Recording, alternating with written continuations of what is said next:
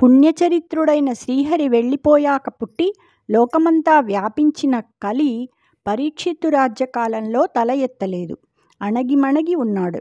పరీక్షిత్తు 4 సముద్రాల నడుమనున్న భూమినంతను చక్కగా పరిపాలించాడు.